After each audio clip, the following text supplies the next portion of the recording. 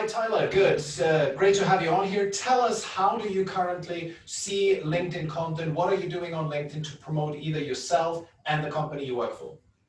Yeah, that's a great question. So around March, right before COVID really hit fully, I had been using LinkedIn in a very casual, just send a connection, kind of casually grow my network to about 1,300 connections until I finally started realizing, I think it was Chris Walker, a B2B marketer who started, his stuff started coming across my feed, and I was starting to realize the power of the platform and the ability to use a network to grow as a marketer, but also to grow a business as well. And so I actually went back to BoardActive, where I'm employed, and started talking about, hey, we should be using LinkedIn Organic to develop thought leadership and show expertise in our industry and field so that we can build an inbound demand generation machine. And so we got a couple of people on board doing that, building their own personal brand in a way that also showed expertise in our field. And sure enough, we started seeing inbound demo requests coming in. We started seeing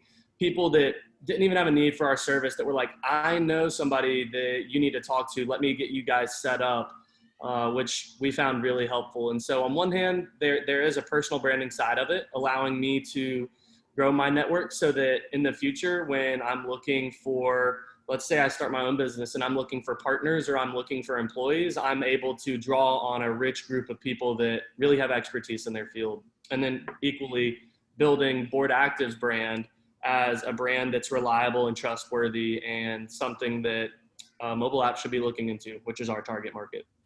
Cool, interesting. I noticed, especially looking at your last couple of posts, is that you write a lot about LinkedIn marketing itself, right? About content on LinkedIn. How does that fit with, I mean, I know, of course, that this is maybe part of your brand that you personally want to build, but also does it fit in any way with what the audience of BoardActive, your company, is interested in? So that is a great question. I think it's definitely initially a personal brand piece where I've spent a lot of time on LinkedIn and studying LinkedIn and learning LinkedIn. And so I'd like to be able to give that help to others. And I've actually started doing some small consulting on the side for that.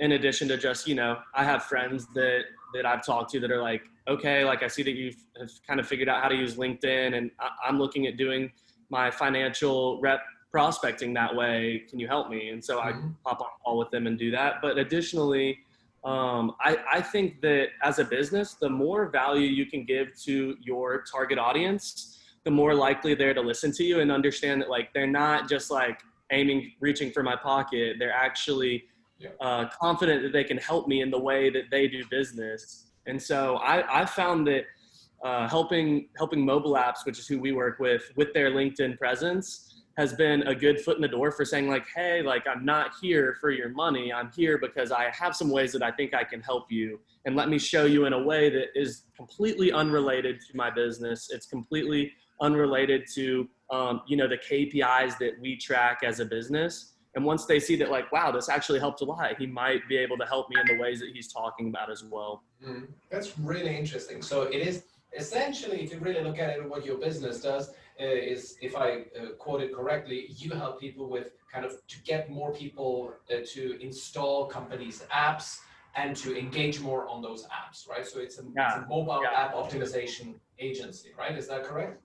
Yeah, so I wouldn't call us an agency. We actually have a product, but as part of our services, we do some consultation, and that's baked into the cost of using our SDK is what we have. So interesting. So so this is really fascinating to me that you managed to get an audience kind of engaged in your content that is not about the core value proposition of your company, but that is kind of an ancillary thing, a parallel thing that they probably are interested in, because they will likely be B2B companies whose clients themselves will be on LinkedIn. So getting that topic, which is kind of really easily accessible and a lot of potential ideas to float around, that way you get their attention. Is that correct? Did I summarize it correctly? Yeah, definitely. I like to tell people that the one common link that everybody on LinkedIn has is the fact that we all use LinkedIn. And so any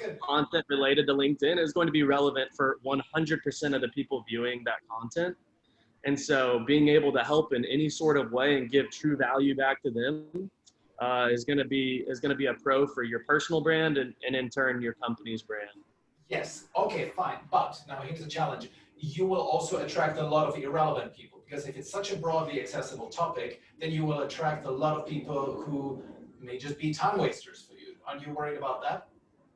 So I actually don't worry all that much about that, because I've found that people make career changes. I've talked to a couple people recently that were like a Spanish teacher in high school, and then they made the jump to marketing or specifically SEO. And so you just don't know what kind of career trajectories people are going to take. I was in ministry for my first 2 years out of college. And so after those 2 years, I made my move into marketing. And my hope is that people would recognize that even though I was in ministry in those 2 years, that we might be able to do some kind of business down the road. I might be able to connect them with somebody that they need to get in touch with later. And so it could be viewed as a time waster if you're measuring some direct ROI results, but the nature of networking is that when you give authentic help, not expecting anything in return, it generally comes back to you. And so I'm a strong believer in that.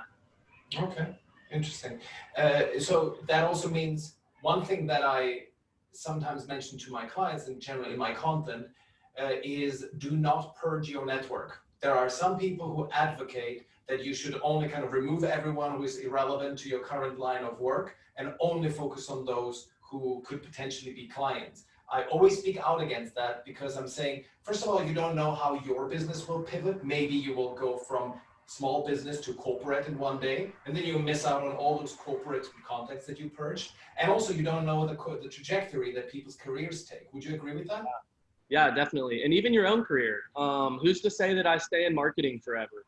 Maybe I make a jump into sales. Maybe I make a jump into nonprofit admin. And so there's just really no telling where people go and what their journey looks like. And I think it speaks really well to a personal brand when you have nothing to gain from helping someone else out and you make that extra step to do it.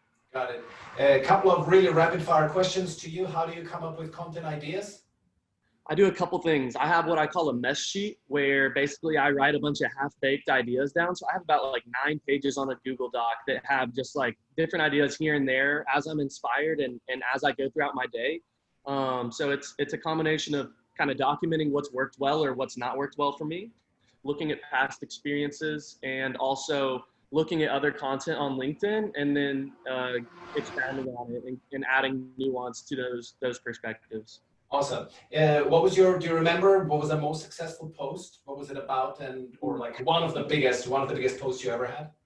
Yeah. So I've actually had a lot of success. I've posted about a couple times about LinkedIn DMs. So those got a lot of feedback. I think partially because I'm connected to a good amount of salespeople. I'm in a group called Rev Genius, and so I think that salespeople probably find LinkedIn DMs pretty important as part of their job. And then additionally, it's just good to understand the nuances of personal communication, especially with so much automation taking place on LinkedIn. I think people are looking for that way to be like, hey, I swear I'm not automated. So those were some of my most successful posts. Okay. What do you try to optimize for? Likes, comments, leads, views? Definitely comments, because twofold. One, a comment is going to accelerate your post reach more than anything else because of the algorithm. And then secondly, if you're looking to grow personally and develop as, for me, a marketer, for somebody else, a salesperson, an HR rep, so on and so forth, having discussions via comment and building threads of discussion, you'll start to see where some of your perspectives are wrong. For instance, you talked about the importance of not purging your network. And when I first got active on LinkedIn, I was like, I have so many engineer friends from college that are not active and they're engineers. I need to purge them out of my network. And thankfully, I flipped the script real quick after having some conversations where I realized you just don't know what people are going to do. You don't know how their trajectories are going to change, and you don't know how you're going to be able to help and how they'll be able to help you. So. Exactly. So you didn't expand. And I think actually LinkedIn comments are one of the few places on social media where the discussion is civilized enough that you can actually have the opportunity to change your minds. Unlike Twitter, for example, which is basically a toilet wall where people are just shouting at each other. LinkedIn is actually can sometimes yield productive discussions. Yeah, definitely. And that's the beauty of LinkedIn is that you're able to have discussions in a way that for the most part, people aren't going to try and roast others and just like, flame other people's opinions because you have a professional reputation. And so it allows people to be a lot more considerate. And I think that leads to open discussion and it leads to, seeking truth and seeking new ideas. So definitely. Awesome. Final question. Do you approach people one-on-one with the aim of seeing if you could potentially develop them into a client? Or is that not a thing you do? Yeah, definitely. Yeah. I mean, that's the nature of business. I try to lead with value though, in all circumstances. And so obviously, helping them with their LinkedIn is part of that. And then additionally, just seeing what they're struggling with. So I don't like to lead with what I offer. I like to listen and hear about their business. And sometimes I hear and as I'm qualifying them, I learn like, okay, they really wouldn't be better off using us. Let's not force the issue here. And so sometimes it saves me from having to make a pitch to somebody that just isn't going to be able to receive any use and value from us. And so it legitimizes another relationship and I'm able to grow a more authentic network that way. Awesome. Very last question. How did you learn all this? Are you a learning by doing kind of guy, or did you have anyone to mentor you in this, or because you're hitting all the right things, you're saying all the right things, to be honest. And I work in this space and I think wow, this guy, although he's been working in another domain, he really knows his stuff. Yeah, so it's a combination, man. It's a learning by doing. You have, in order to learn how to post content that helps your audience, you have to post a bunch that just absolutely bombs and fails. And then along the way, you kind of figure out what they like and what they find helpful. Additionally, I have had some people that have been really helpful that aren't in the LinkedIn space necessarily, but they're on LinkedIn and they use it really actively. And they've been great role models and examples of how to use the platform in a way that helps people. There's a million names that I could probably call on, but a few that come to mind are some guys like Nick Bennett, who was it Clari, and I can't remember the name of it now. It's like logs.io or something like that. I hate that I can't remember it, but Nick Bennett is a great guy that's really shown me the power of networking. I think also some guys like Liam Darmoody. I might be pronouncing his name wrong there on the end, but there's a bunch of people that I've had some really great conversations with that have kind of shown me the value of LinkedIn and how to use it in a way that helps others and ultimately grows a business as well. Awesome. Thank you, Tyler. Yeah, appreciate you. Good stuff.